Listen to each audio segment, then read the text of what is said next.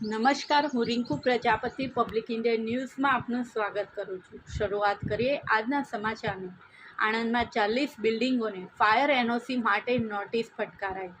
આણંદ જિલ્લામાં ફાયર વિભાગે વિવિધ સ્થળોએ ચેકિંગ હાથ ધરી આણંદ શહેરમાં આવેલી 40 જેટલી જૂની બિલ્ડિંગોને ફાયર એનઓસી માટે નોટિસ પાઠવી હતી। તેમજ જ્યાં લોકોનો જમાવડો થતો હોય તેવા સ્થળો માટે ફાયર સેફટી અંગે જાહેરનામું પ્રસિદ્ધ કરી કેટલાક હુકમો જારી કરાયા છે। આણંદ શહેર મામલતદાર, નગરપાલિકા ચીફ ઓફિસર તથા ફાયર વિભાગના અધિકારીઓ સહિતની ટીમ દ્વારા બુધવારે શહેરના તુલસી ગરનાળા નજીક આવેલા ડીમાર્ટ, ગણેશ ચોકડી નજીકના શોપિંગ મોલ સહિત મોટી હોસ્પિટલો ખાતે ચેકિંગ ઝુંબેશ હાથ ધરવામાં આવી હતી। સાથે સાથે આણંદ શહેરમાં આવેલી 30થી 40 જેટલી જૂની બિલ્ડિંગોને ફાયર એનઓસી માટે નોટિસ પાઠવવામાં આવી હોવાનું ફાયર વિભાગના સુપ્રિન્ટેન્ડન્ટે જણાવ્યું હતું।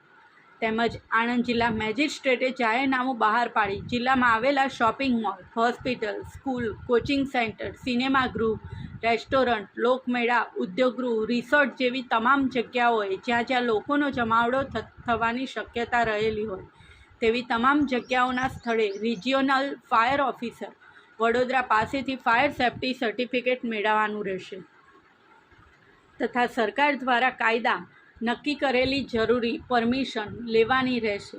મહત્તમ જગ્યા નક્કી કરી અને તે પ્રવેશદ્વાર ઉપર સ્પષ્ટપણે પ્રદર્શિત કરવાનું રહેશે। ઉક્ત સ્થળે એક્ઝિટ ગેટ રૂટ નક્કી કરવા અને ફાયર સેફટી માટે પૂરતી જોગવાઈઓનું પાલન કરવાનું રહેશે। તેમજ સંબંધિત મિલકતમાં ફાયર સેફટી તેમજ આકસ્મિક સંજોગોમાં રાહત અને બચાવ માટેની યોગ્ય નિયમોનુસાર વ્યવસ્થા સુનિશ્ચિત કરવાની રહેશે। સંબંધિત ઓથોરિટી દ્વારા સમયાંતરે ઇલેક્ટ્રિક ઇક્વિપમેન્ટની ચકાસણી કરાવવાની તથા સમયાંતરે રિન્યૂ કરાવવાની રહેશે। વર્ષમાં 2 વાર અધિકૃત ફાયર સેફટી ઓફિસરના સુપરવિઝન હેઠળ મોક ડ્રીલ કરાવવાની રહેશે તથા તે અંગેનો રેકોર્ડ નિભાવવાનો રહેશે। તેમજ તે રેકોર્ડ સક્ષમ અધિકારી દ્વારા મંગાવવામાં આવે ત્યારે રજૂ કરવાનો રહેશે। આ સાથે આજના સમાચારને અહીં સમાપ્ત કરીએ છીએ।